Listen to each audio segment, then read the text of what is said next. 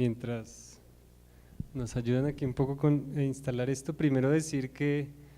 pues esta presentación es el producto de una serie de reflexiones de las que yo tan solo soy el, pues llamémoslo un vocero, porque en realidad el trabajo que ustedes verán aquí pues es producto de años de trabajo, pero además de diferentes personas. Un poco la presentación de hoy está orientada a entender cómo el Seminario de Filosofía e Historia de las Ciencias de la Universidad del Bosque, principalmente de la Facultad de Medicina, del programa de Medicina, contribuye, a propósito de lo que se ha hablado aquí, a lo que llamamos la autonomía médica y el profesionalismo médico. Pues teniendo en cuenta que ya el tiempo es limitado, quisiera ser muy breve. He organizado la presentación en 4 puntos. El primero es situarlos un poco en la Escuela Colombiana de Medicina y el lugar del seminario en la Escuela Colombiana de Medicina. Me parece que es fundamental entender de dónde sale este seminario. Luego, discutir un poco cuál es el papel actual del seminario, qué desarrollos tiene, cuáles son sus objetivos, qué es lo que buscamos dentro del seminario y describir un poco cuál es su estructura dentro del currículo. Y finalmente plantear una serie de desafíos que en realidad son preguntas que nosotros nos hemos formulado al interior del seminario, porque creemos que pues, la formación y la realidad son tan dinámicas que es necesario desde la institución educativa estar pensando en ese dinamismo y estar preparados para ese dinamismo. Bien, sobre los orígenes de la Escuela Colombiana de Medicina, que quizá la mayoría de ustedes saben, se convierte posteriormente en Universidad del Bosque, pues habría que decir que la escuela nace en un contexto muy particular en Colombia en los años 70, que pues probablemente ustedes conocen y que tiene que ver con un cuestionamiento a un modelo técnico-científico que había adquirido o que tenía la educación médica, un enfoque que privilegiaba lo biomédico en la formación de los profesionales de la salud. En ese contexto, sumado a una serie de transformaciones, de tensiones que se generaron en el país a propósito de lo que estaba sucediendo en la Universidad Nacional, pero también a propósito de una serie de cuestionamientos que se venían haciendo desde diferentes ámbitos, surge la Escuela Colombiana de Medicina como una apuesta, llamémosla distinta o otra apuesta, por decirlo así, que buscaba superar o proponer otras formas de entender la educación médica que no se enfocaran en ese modelo biomédico, en ese modelo técnico-científico, pero además que tuviera en cuenta o que reconociera la necesidad de sintonizarse con ese contexto nacional, con ese contexto local y preguntarse, como dice ahí, por cuál era el médico que necesitaba el país, sin negar que pues esa inquietud podía estar presente en las otras facultades de medicina de ese momento. Cuando surge la Escuela Colombiana de Medicina, aparece lo que en su momento se llamó el Seminario de Epistemología, y era un espacio dentro del currículo, un espacio declarado dentro del currículo, en el cual se le brindaba, yo lo sinteticé en 3, puede ser una síntesis atrevida, pero yo lo sinteticé en 3 elementos que me parecen centrales de esa nueva propuesta que surge al interior de la Escuela Colombiana de Medicina, y es brindar alternativas frente a un paradigma donde la enfermedad se había convertido en el eje de la enseñanza-aprendizaje, ofreciendo lo que en su momento se llamó una dimensión sociocultural de la salud. A partir de ahí va a emerger lo que se conoce hoy como el enfoque biopsicosocial y cultural, que está inspirado en una serie de desarrollos teóricos, pues que no vale la pena entrar, no hay tiempo para entrar en detalle. Además de eso, en ese momento el seminario buscó promover en el estudiante la capacidad de comprender el saber médico justamente como una construcción sociocultural, es decir, la práctica en sí y el saber en sí era una práctica y un saber inscrito en un contexto, producido culturalmente, no era un saber necesariamente objetivo, universal, único, unidireccional, pero además articularlo a esas realidades locales con una perspectiva crítica. Y en su momento también ese seminario de epistemología surgió como un espacio que de alguna manera resignificaba el aula de clase, es decir, que convertía, y sitúense sobre todo en los años 70, finales de los años 70, los años 80, que convertía al estudiante no en un productor de saber, no simplemente en un receptáculo de saber, y en tanto productor de saber, pues con la capacidad de desarrollar habilidades de investigación, promoción, trabajo autónomo, activo y creativo. Ese fue entonces el lugar que tuvo el seminario en la Escuela Colombiana de Medicina, que en estos casi 40 años pues fue evolucionando, fue adquiriendo sus propias dinámicas, y entonces paso ahora a tratar de exponerles un poco qué es el seminario hoy, cuáles son nuestras inquietudes y cómo se relaciona eso con la autonomía. El seminario tiene una presencia constante articulada al currículo de medicina. Hoy los estudiantes del programa de medicina ven 8 semestres, 8 seminarios a lo largo de su formación de primero a octavo semestre con diferentes temas. No tengo tiempo de entrar en detalle en cada uno de ellos, decir por ejemplo que nosotros discutimos temas o temáticas como la construcción social del cuerpo, discutimos temáticas como la reforma a la salud y sus implicaciones,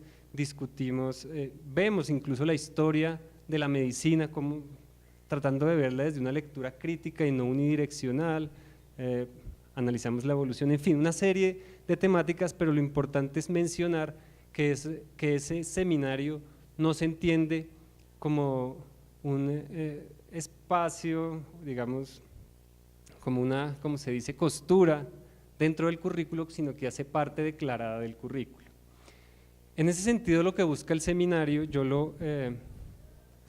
traté, digamos, de sintetizar en esas 3, 4 ideas que ustedes ven ahí, y ahorita miramos la última, que es cómo contribuye al desarrollo de la autonomía. Entonces, primero, y algo que ya venía del seminario desde sus orígenes, reafirmar el carácter sociocultural y situado de la práctica del saber médico. Es decir, el saber médico es y tiene sentido o hace sentido en la medida que está situado, que hace parte de un contexto sociocultural, hace parte, digamos, de una serie de desarrollos históricos, simbólicos, pues desde la antropología eso nos interesa mucho, pero lo importante es entender que el saber médico es uno en la medida que existe en un lugar y que en ese sentido también es producto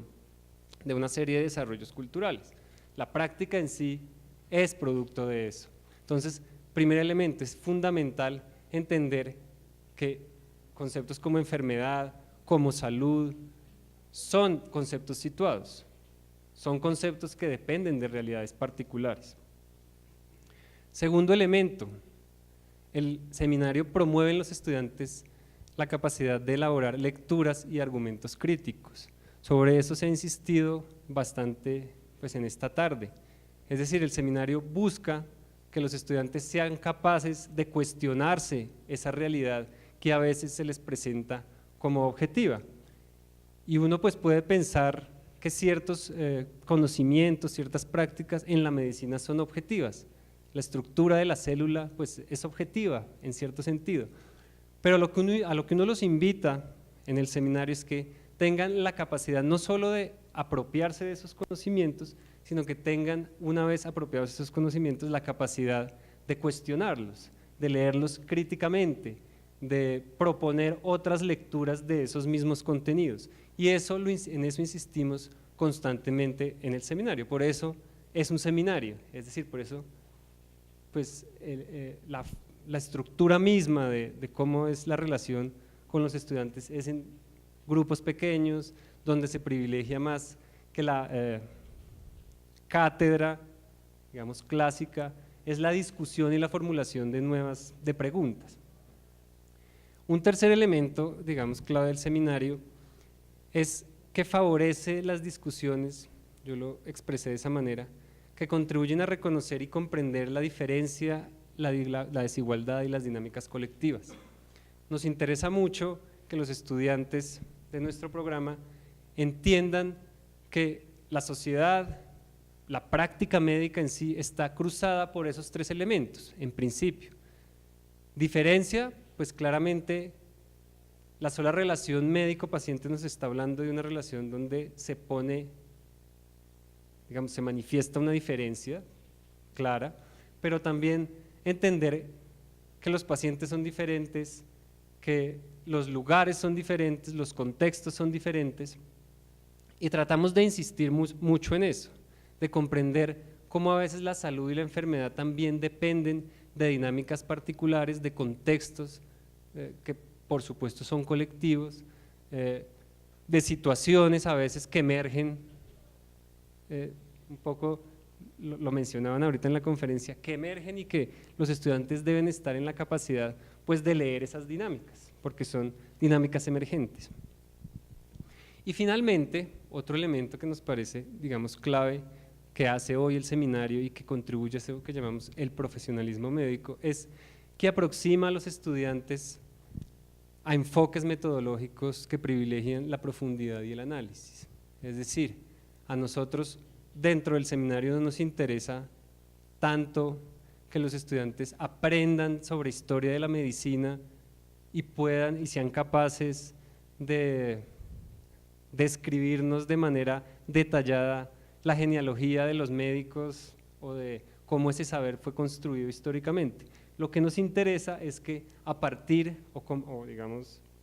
a propósito de esas discusiones sean capaces de generar reflexiones, sean capaces de formular análisis profundos, de analizar, de comprender la situación particular de su práctica. Entonces, digamos, esos esfuerzos pedagógicos buscan, además de lo que les señalé anteriormente, privilegiar enfoques metodológicos que garanticen o más bien que ayuden al análisis, a desarrollar esa capacidad analítica que tienen los estudiantes. Bien, porque ya llevo 12 minutos, me dice eso. ¿Cómo contribuye todo eso al desarrollo de la autonomía? Y aquí se ha hablado mucho de autonomía. Nos parece que, es decir, uno puede entender la autonomía de muchas maneras y aquí se han dado varias definiciones. Yo quisiera contribuir con un pequeño elemento a esa discusión. Me parece que la autonomía se puede entender en cierta medida como la capacidad de reconocer al sí mismo como otro. ¿Y a qué se refiere eso? Aquí hemos hablado de cómo, digamos, la autonomía parte por desarrollar una serie de capacidades individuales que tienen que ver con la adquisición de ciertos conocimientos, que lo hagan a uno apto para una práctica determinada. Sin embargo, es decir, desarrollar esa individualidad solo puede pensarse en función de un colectivo o de unos otros. ¿Por qué lo digo? Si ustedes piensan en autonomía, es decir, sí mismo y normas, las normas son necesariamente convencionales. Las normas son productos de acuerdos que se hacen con los demás. Entonces, un poco lo que buscamos con esa capacidad de elaborar lecturas críticas, de reconocer la diferencia, de entender que una sociedad es desigual o que existe la desigualdad en la sociedad, es que el estudiante y por lo tanto el médico sea capaz de reconocer que su capacidad individual tiene que estar en coherencia o tiene que ser coherente con esas reglas que ha establecido la sociedad, es decir, con esos otros. Una capacidad de reconocer en los otros unos interlocutores, de desarrollar empatía que le permita, por lo tanto, desenvolverse en esas normas o en esos, o más bien ser coherente con esas normas que han sido establecidas convencionalmente. Entonces la autonomía es como esa doble capacidad de actuar individualmente, con responsabilidad, con lo que aquí ya se ha mencionado, pero en coherencia con unas normas, con unas convenciones que ha establecido la sociedad y obviamente con la capacidad pues de ser crítico de esas normas. Para concluir, me gustaría presentar un poco cuáles son los desafíos que se enfrenta hoy o con los que se enfrenta hoy el seminario. Probablemente ustedes han escuchado que hoy en día las humanidades, dentro del, digamos, de un modelo educativo que, como dice ahí, promueve la acumulación del capital y el crecimiento de la renta, las humanidades han tendido a considerarse como decoraciones a veces innecesarias dentro de los currículums, porque lo que se necesita es profesionales pues, con la capacidad de producir capital y de, digamos, garantizar el crecimiento de la renta de una sociedad. Y los que hemos escogido este camino en las humanidades sabemos que ese no es necesariamente el destino que nos espera. Entonces, uno de los desafíos que nos enfrentamos hoy en día es cómo articular, cómo defender ese espacio que las humanidades han tenido tradicionalmente en los currículums. Afortunadamente, lo digo, la universidad, el Bosque ha entendido que las humanidades son esenciales dentro de la formación del médico y ha hecho una apuesta, yo diría institucional, por reconocer el papel de las humanidades y de las ciencias sociales en la formación no solo de los profesionales de ciencias de la salud, ustedes los encuentran, ingeniería, artes, derecho, en fin. Entonces, eso es algo que nos queda a nosotros como grupo del seminario, una discusión pendiente. También las humanidades frente al cambio del currículo y la capacidad de diálogo con otras disciplinas. A veces yo encuentro que están más abiertas otras disciplinas a dialogar con las humanidades que las humanidades a dialogar con otras disciplinas. Entonces me parece que eso también es un reto y es un,